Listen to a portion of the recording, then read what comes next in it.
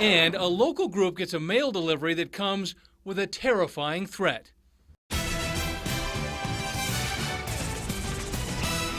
Good afternoon. A scary situation. A civil rights group that says it has been the target of threats before gets something they say is off the scale even for them. News 13's Crystal Gutierrez is in the Newsplex with details.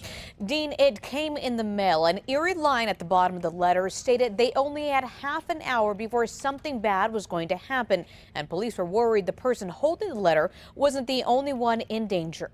And here, this is the envelope from the mailer that we sent out for our end of the year donations.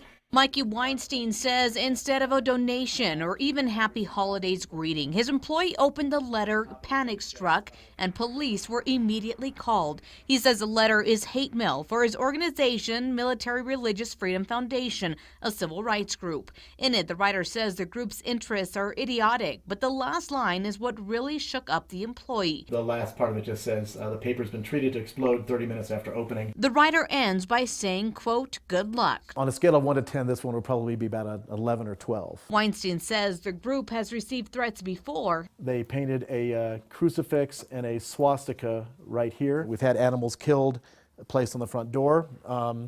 Get a lot of threats via email and telephone. But he says this time the threat has gone too far. The letter was picked up from the post office this morning.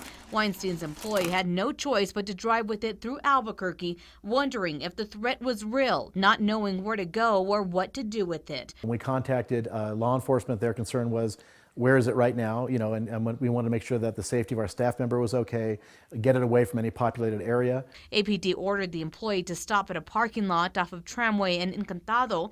The bomb squad took the letter and deemed it to be nothing more than a hoax. And get this, by a person claiming to be a reverend. For Weinstein, this threat is very real. It's the nature of the business. And he knows there will be more. We've been around for a long time.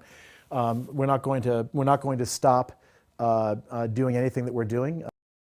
Now, we blacked out the sender's information, so we do not hinder the investigation. However, we can tell you it had a return address from Wisconsin, and that is where it was postmarked. APD says the letter was tagged into evidence, and they are looking into who might have sent it. Back to you.